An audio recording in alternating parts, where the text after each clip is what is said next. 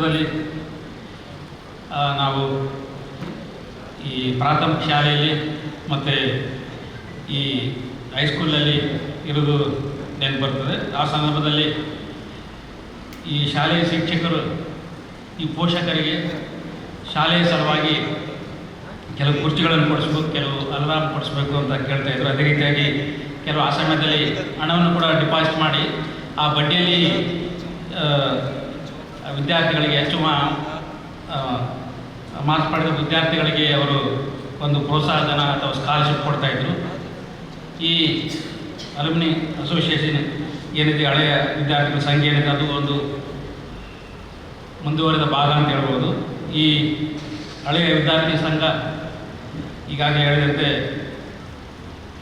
ಸಂಸ್ಥೆ, ಶಿಕ್ಷಣ ಸಂಸ್ಥೆ ಮತ್ತು ಈಗಿನ ವಿದ್ಯಾರ್ಥಿಗಳ ಮಧ್ಯೆ ಒಂದು ಸೇತುವೆಯಾಗಿ ಕೆಲಸ ಮಾಡುತ್ತೆ.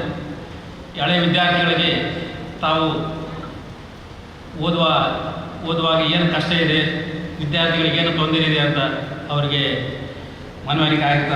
ಆ ನಿಟ್ಟಿನಲ್ಲಿ ಅವರು ಈಗಿನ ವಿದ್ಯಾರ್ಥಿಗಳಿಗೆ ಏನು ತೊಂದರೆ ಇದೆ ಅದನ್ನು ಮನಗಂಡು ಅವರಿಗೆ ಈ ಉಪನ್ಯಾಸ ಕಾರ್ಯಕ್ರಮ ನೀಡುವ ಮೂಲಕ ಆಗಲಿ, ಅದೇ ಅಥವಾ ಈ ಸ್ಕಾಲರ್ಶಿಪ್ ನೀಡುವ ಮೂಲಕ ಆಗಲಿ, ಅಥವಾ ಅವರಿಗೆ ಒಂದು ಈ ಪ್ರೊಫೆಷನ್ ಸಂಬಂಧಪಟ್ಟಂತೆ ಒಂದು ಕಾರ್ಯಾಗಾರ ಕೊಡುವ ಮೂಲಕ ಆಗಿ ಅವರ ಸರ್ವಾಂಗೀಣ ಅಭಿವೃದ್ಧಿಗೆ ಒಂದು ಅನುಕೂಲ ಆಗುತ್ತೆ ಅಂತ ಹೇಳಿದ್ರೆ, ಈ ನಾವು ಹಿಂದೆ ಪತ್ರಿಕೆಯಲ್ಲಿ ಓದಿದಂತೆ ಈ ಶಾಲೆಯ ವಿದ್ಯಾರ್ಥಿಗಳು, ಹಳೆಯ ವಿದ್ಯಾರ್ಥಿಗಳು ಒಂದು ಶಾಲಾ ರೂಮ್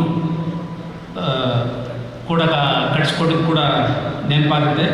ಈ ಹಳೆಯ ವಿದ್ಯಾರ್ಥಿಗಳ ಸಂಘ ಮೊದಲು ಅದು ಪ್ರಾರಂಭ ಆದರೆ ಅದನ್ನು ಮುಂದುವರಿಸ್ಕೊಂಡು ಹೋದು, ಮೊದಲು ಪ್ರಾರಂಭ ಮಾಡೋದು ಮುಖ್ಯ. ಅದರಿಂದ ಎಷ್ಟೋ ನಾವು ನಮ್ಮ ಹಿಂದಿನ ವಿದ್ಯಾರ್ಥಿಗಳಿಗೆ ಒಂದು ಸಹಾಯ ಮಾಡ್ಬೋದು. ಇದೊಂದು ಸಾಮಾಜಿಕ ಜವಾಬ್ದಾರಿ. ನಾವು ಸಾರ್ವಜನಿಕರ ತೆರಿಗೆ ಹಣದಲ್ಲಿ ನಾವು ವಿದ್ಯಾಭ್ಯಾಸ ಮಾಡ್ತಿರ್ತೇವೆ. ಯಾರೋ ಕಟ್ಟಿಸಿದ ಕಾಲೇಜಿನಲ್ಲಿ ನಾವು ವಿದ್ಯಾಭ್ಯಾಸ ಮಾಡಿರ್ತೇವೆ. ಅದನ್ನು ನಾವು ವಾಪಸ್ ಕೊಡಬೇಕಾಗುತ್ತೆ. ಅದರಿಂದ ಇದೊಂದು ಸಾಮಾಜಿಕ ಜವಾಬ್ದಾರಿ. ಅದನ್ನು ಇಲ್ಲಿ ಈ SDM ಲಾ ಕಾಲೇಜಿನಲ್ಲಿ ಈಗ ಪ್ರಾರಂಭ ಮಾಡಿದರೆ, ಅದು ಹಿಂದೆ ಪ್ರಾರಂಭ ಆಗಿದ್ದು, ಈಗ ಅದು ಪೂರ್ತಿ ಕಾರ್ಯರೂಪಕ್ಕೆ ಬಂದಿದೆ.